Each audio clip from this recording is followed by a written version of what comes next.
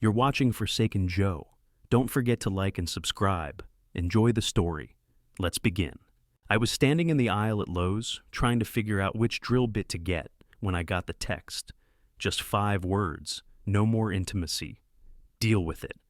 I stared at the screen. I thought it was a joke at first. Or maybe she meant to send it to someone else. Number Emily didn't make mistakes like that.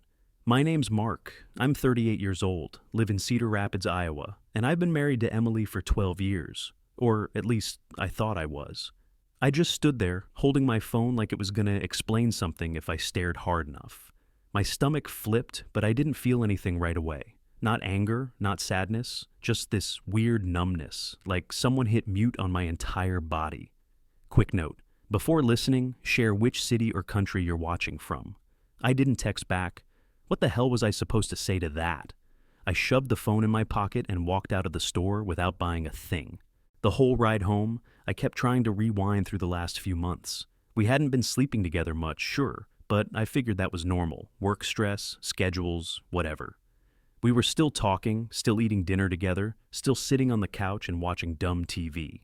I didn't see this coming. When I got home, her car was already in the driveway. I walked in, trying to feel angry, but it was like the part of me that should have lit up just wouldn't spark. Emily was in the kitchen, putting a wine glass in the dishwasher. She didn't look up when I walked in. I stood there for a second. She glanced over her shoulder and said, "Hey," like we hadn't just shattered our marriage over text. Then she walked past me without a second glance and disappeared into the guest room. That was the part that got me. She didn't even hesitate. Just acted like the message never happened, like it wasn't a big deal. I wanted to say something, ask her what the hell that text meant, but my throat locked up. Instead, I just stood there for a while in the living room, staring at the hallway she'd disappeared down. I didn't eat dinner, I didn't turn on the TV, I just went to our bedroom, well, my bedroom now, and lay on top of the covers, fully dressed. And that's when it hit me. She'd made her choice already, and I wasn't it. The next morning, I got up before her and left the bedroom door open on purpose. I made coffee for one, didn't make any noise, didn't leave a note, just walked out the door and went to work like I didn't live with a stranger.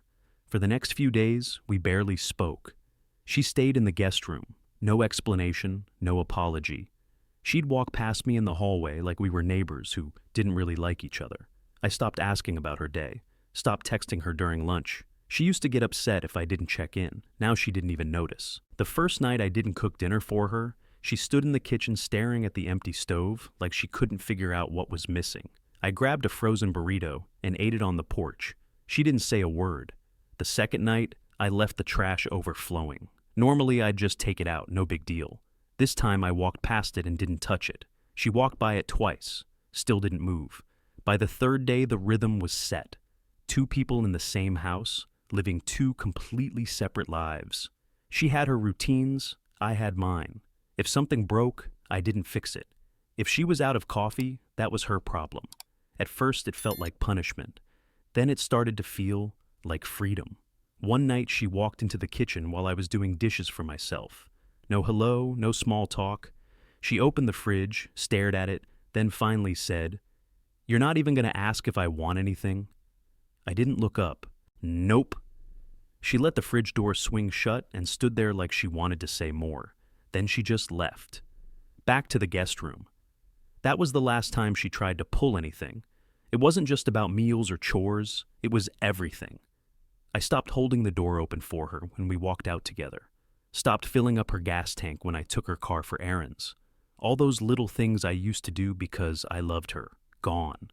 And the wild part, she noticed, I could see it on her face, in the way her mouth stayed tight when she walked past me, the way she lingered in the hallway, maybe expecting me to start something.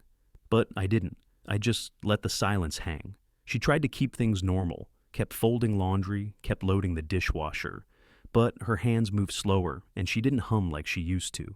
The spark in her was flickering, and I wasn't reaching in to save it. I didn't want to.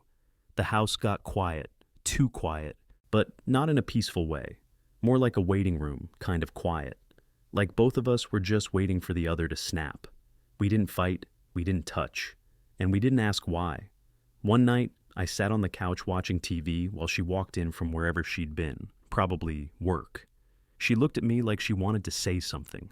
I kept my eyes on the screen. She hesitated, then walked straight past me. That's when I knew. She wasn't pulling away anymore. She'd already pulled, and I'd finally stopped chasing. After she walked past me that night, I muted the TV and just sat there, staring at the blank screen.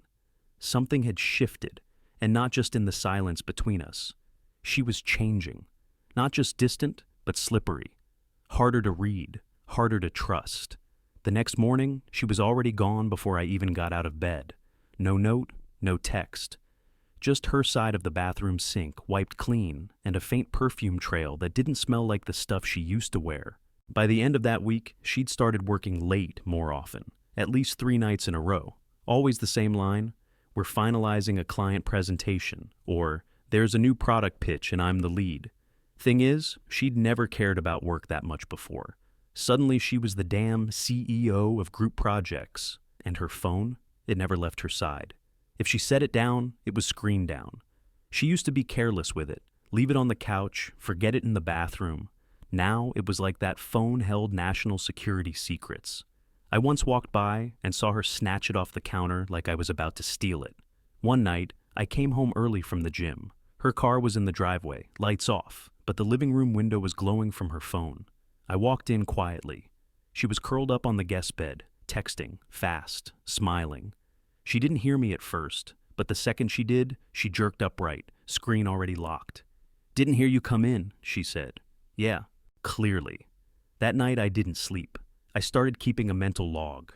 Every time she left, what time she got home, what she was wearing, if she showered right after coming in, if she changed clothes in the guest room. I noticed everything. Thursday, she wore makeup to dinner with coworkers. Came home 3 hours later with her lipstick gone and her earrings in her purse. I didn't say a word, just added it to the list in my head. The next day at work, I was refilling my coffee when Sarah from accounting walked into the break room. We chatted here and there, nothing major. She looked at me over her mug and said, "Hey, I think I saw your wife at that new place downtown last night. What's it called? Barley's? She was with some guy in a dress shirt. You guys were out?" I stared at her. Number? Must have been someone else. Sarah raised her eyebrows. Weird? She looked just like her. Same haircut, same voice. I faked a laugh and said, "Small world," then got the hell out of there. My heart was pounding the whole walk back to my office. That was no coworker dinner. That was a date. That night, when she said she was staying late to close out Q3 numbers, I said, "Take your time." She paused for half a second, like she was surprised I didn't ask questions. Then she walked out without looking back. I waited 10 minutes, then checked the front door. Still locked. Her perfume still hung in the air.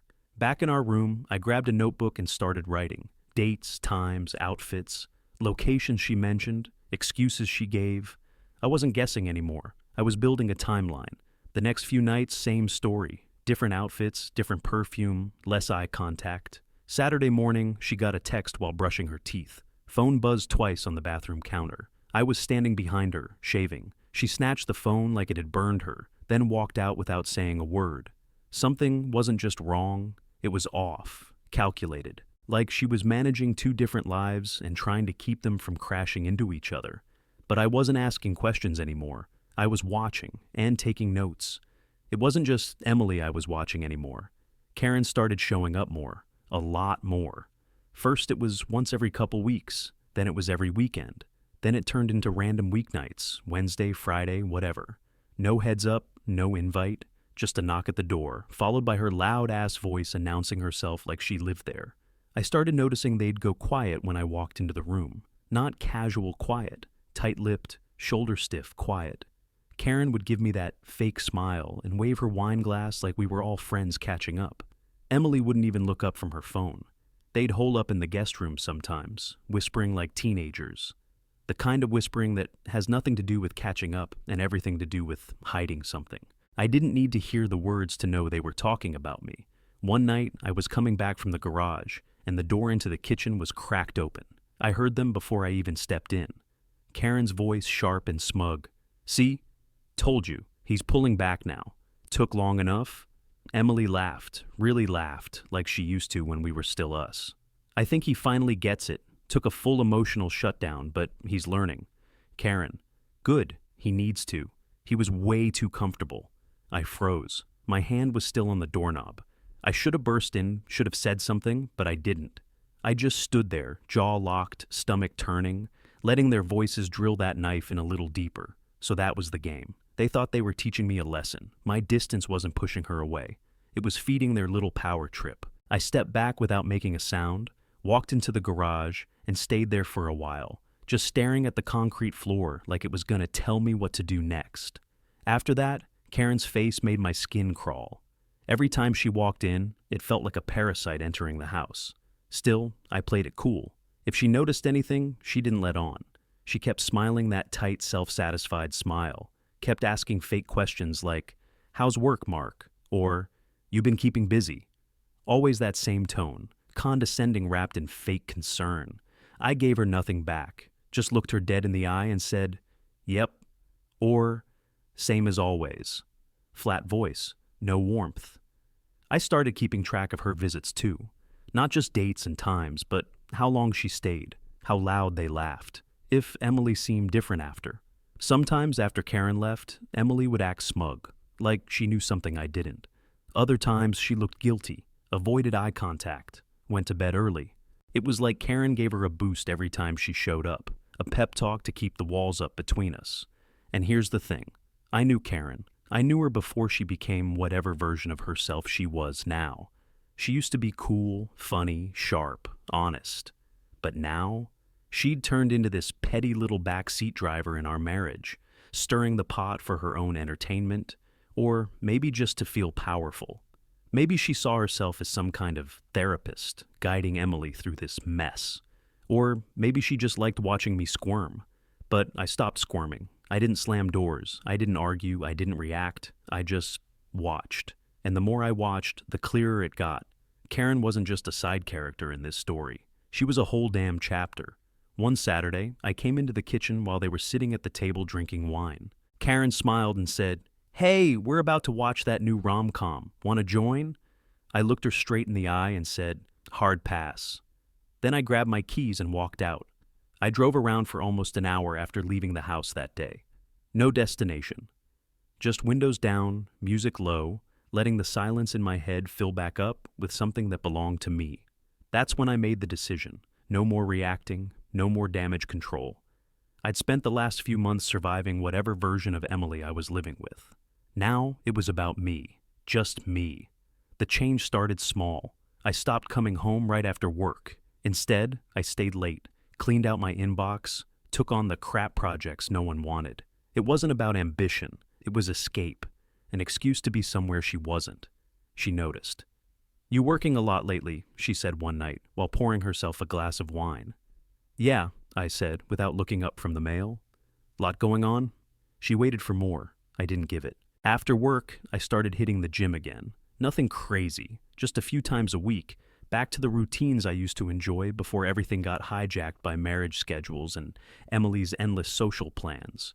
After 2 weeks, my shirt started fitting different. By the end of the month, I'd dropped 10 pounds and added muscle I hadn't seen since my 20s. I started sleeping better, clearer head, steadier hands. At home, I was silent but sharper. I didn't fill in the blanks for her anymore. I didn't ask about her day or check if she'd eaten. If the laundry sat in the basket for a week, so be it. I wasn't picking up slack that didn't belong to me anymore. One night, she caught me in the hallway. I'd just gotten back from the gym, sweaty, headphones still in. "You've been really distant lately," she said. "More than usual." I pulled one earbud out. "Just focusing on myself." She blinked, caught off guard. "Since when?" "Since now." That was it. I walked past her into the bedroom, grabbed a towel, and hit the shower. That's when it clicked. Whatever performance she and Karen had been putting on, it only worked if I stayed the version of myself they expected. As soon as I stopped playing the part, the stage shifted. She didn't know what to do with me now. I started writing things down. Not just the timeline of her late nights, but real details. Dates, names she dropped in passing, receipts I found in the trash, clothes she wore when she claimed she had meetings. The cologne that wasn't mine, I smelled on her coat sleeve one night. I kept everything in a manila folder under a stack of tax returns in my desk drawer. Every time something didn't add up, I added a note. I wasn't even angry when I wrote them, just methodical. This wasn't about catching her in a gotcha moment. It was about clarity, control. Even the house felt different, colder, quieter. But I liked it. Peace wasn't the absence of noise. It was the absence of bullshit. And for the first time in months, I felt like I was standing on solid ground again. I picked up a few hobbies I hadn't touched since college. Woodworking in the garage, old model kits I used to love building as a kid.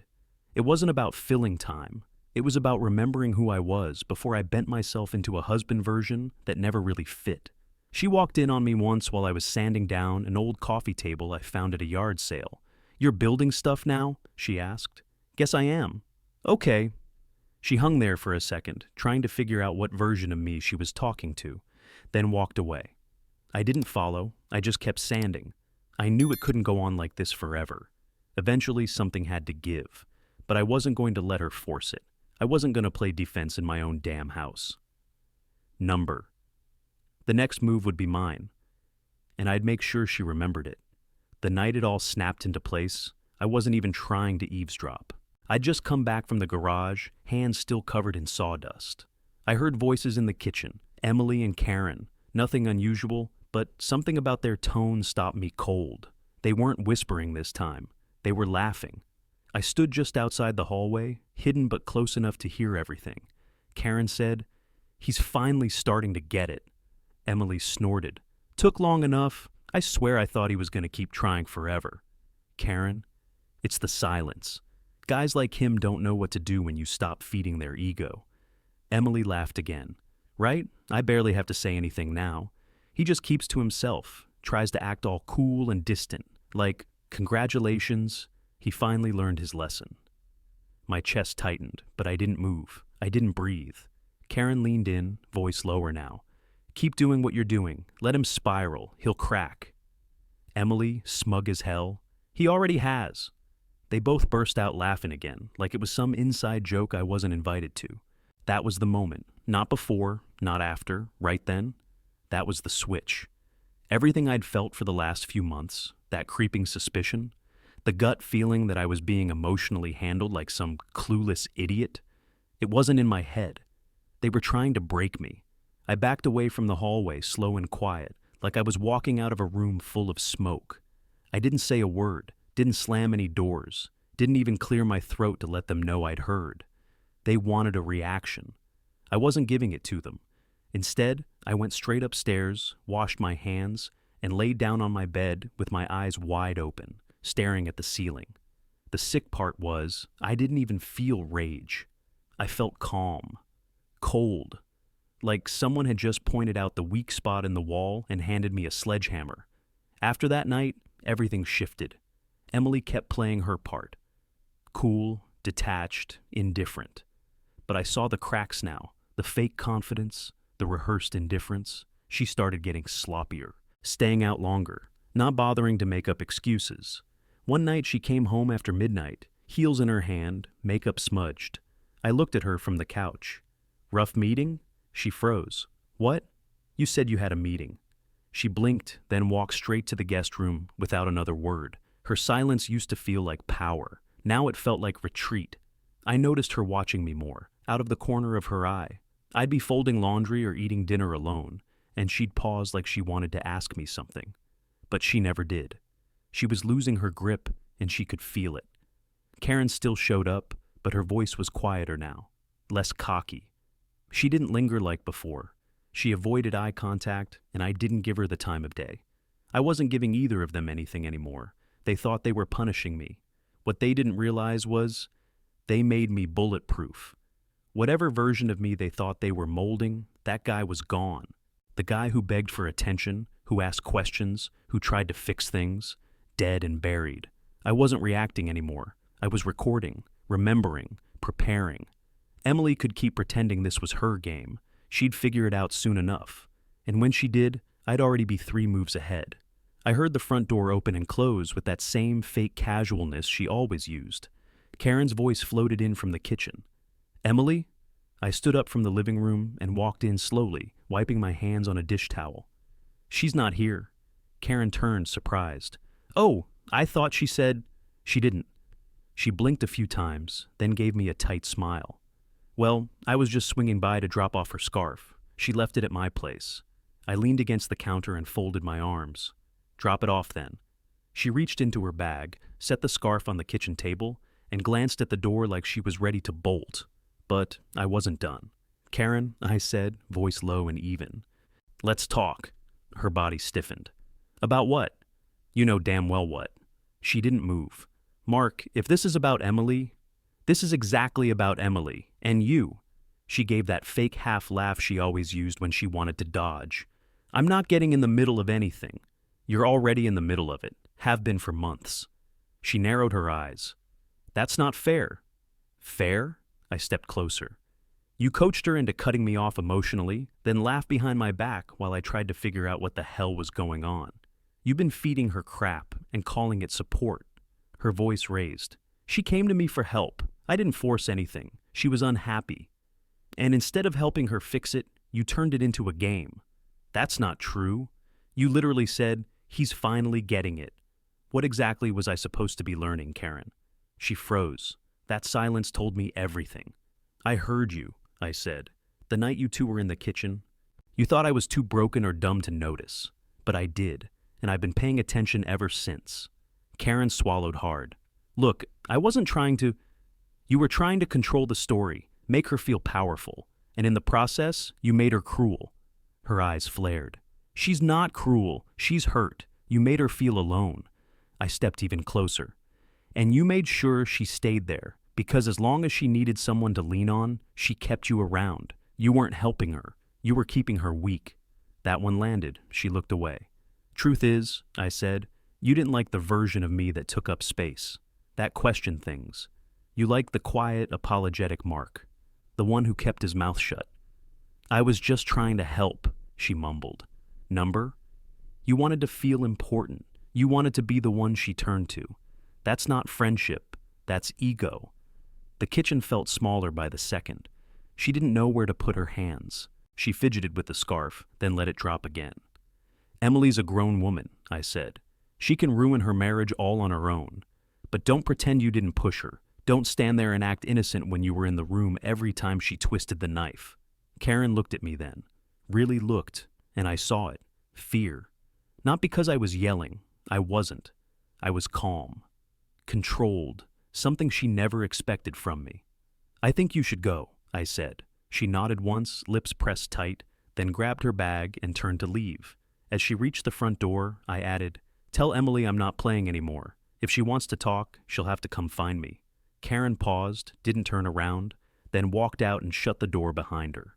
And for the first time in months, the house finally felt clean.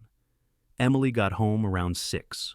Same routine, drops her bag, kicks off her shoes, checks her phone like she's avoiding something.